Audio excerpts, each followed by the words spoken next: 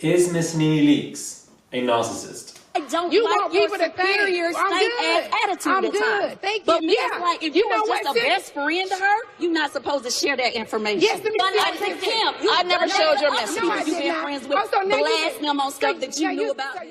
Hey guys, it's Raleigh. Hope you guys are doing well today on this particular afternoon. This was in demand, but I also thought about doing it myself, doing a bit of a character analysis documentary report type of video, and really doing this in-depth psychoanalytical perspective about Miss Nene Leakes, the infamous, most well-known character from House of Atlanta, and how that she always is having altercations with several different people, and why narcissists do great and well for TV. Before we get into this, do subscribe to my channel, click this button please, I'd massively appreciate it. Subscribe for daily consistent content, and follow me on my Instagram, Murad_Morali as well. I would massively be appreciative. Just click my name, follow me, and like a few pictures.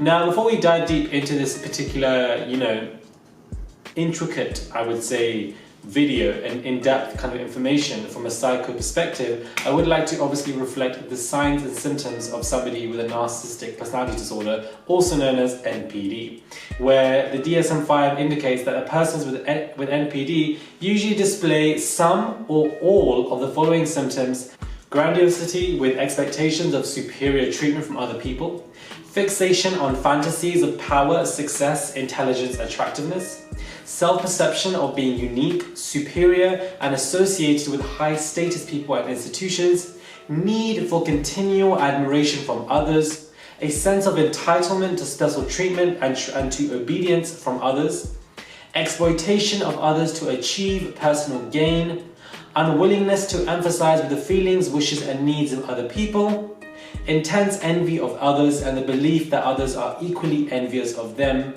pompous and arrogant demeanor. I feel like Nene is somebody who's a narcissistic individual. We need to really press on the crux of the matter of where and how does this come from? What is the root of narcissism? Where does it come from? NPD usually develops in adolescence or early adulthood. It is not uncommon for children and adolescents to display traits similar to those of NPD, but such occurrences are usually transient and below the criteria for diagnosis.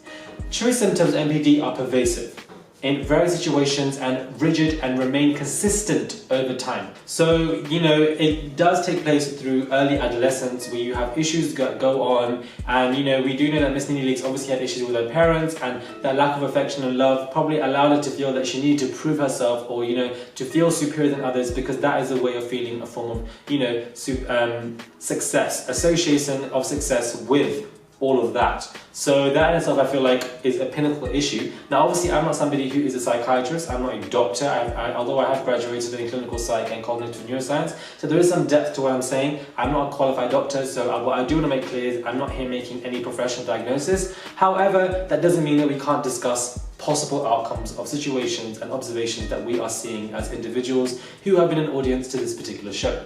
I feel like a narcissist is somebody who can easily discard somebody once they are no longer used to that particular individual. Everybody knows. I think Cynthia is okay. It's not like she's really bringing anything to the show. I mean, just to be honest, she talk about what the Bailey Agency in Bar 1. Once you say to yourself, or say to that person, I'm not going to obey your rules, I'm not going to bow down to you anymore, the way you treat me or the way you treat people around me, and I have to be okay with it, it's going to be an issue. And this is exactly what we're happening with Nene and Cynthia. Cynthia is somebody who's an empathetic individual, and we have Nene, who is a narcissist. Narcissists and empathetic individuals have a beautiful relationship, and I use the word beautiful in an ironic way. The reason why I'm saying so is because the empathetic individual loves to give all this love and loves to be seen in such a way, and narcissists love to feed off this, and they know that they can use these people for their own advantage. And this is what she's been using Cynthia for a very long time. Now, obviously, Cynthia has benefited from that because, that's why she's probably on so many of these seasons. But at the same time, we have particular times where Nene has said, I don't think Cynthia's bringing anything to the show. She's quite boring. What does she do? She's annoying. She's irritating. She's this. And for somebody who you consider to be your best friend, you are sisters. The word sister obviously reflects such a strong bond. And I love you like a sister. and then quickly you are there on a show to say she's not bringing anything to the show, and you know, we don't really need her, because that individual has now spoken up against you, said that they won't allow you to treat them a certain way or people around them, and therefore you realize that this person isn't worth anything to you. Therefore, you want to discard them. This is what narcissists do. They find it very easy to discard individuals, but prior to discarding, that person is a flying monkey. A flying monkey is a psychological term which means that they can use individuals to not only pass on messages to reinforce the motive of the narcissist, but they are used as individuals like toys around a field for them to play with and to use and to be on their team and so forth. And obviously we've seen that with Nene plenty of times. She did the same thing with Portia, saying that, you know, that she's declassing the show. Now obviously that entire situation is different because they were terrible to Candy. But at the same time, you know, we find these situations where, for example, she was giving Portia some advice and Portia was saying, didn't you choke somebody? And again, speaking up to Nene, saying anything to Nene, saying one thing that's wrong, and suddenly you're in cahoots. Suddenly you're in this massive altercation because you have spoken up against this individual. Now, this is also going to be reiterated and supported by the reunion in season 7, where Candy just let it be known to Nene that she does not like her superior stank-ass attitude. I don't like your superior stank-ass attitude at times. Thank you. How she said it in that particular way, and that is a direct symptom, once again, of a narcissist where they feel the superiority. They feel like they are better than individuals, they are better than people, you know, they are this particular individual who are better than everybody else, and they also love to play victim. And that's exactly what we can see here with this whole Greg situation. Now, to be very clear, being a particular individual who is a caretaker for somebody who has cancer is obviously very difficult and very hard, but throughout the entire season, no one can deny that Nene has made it about her more than about Greg. She has allowed herself to become a victim in the situation because she wants this empathy, she wants this attention, it needs to be around her. Showing us signs that you will blast a person with information that you know about them if y'all are no longer you're friends. Right. I'm a bad friend, that's what you're trying to say? What I'm saying is, Even when her and Kenya met up and Kenya came back, she said, you know, I came here with me and my sick husband.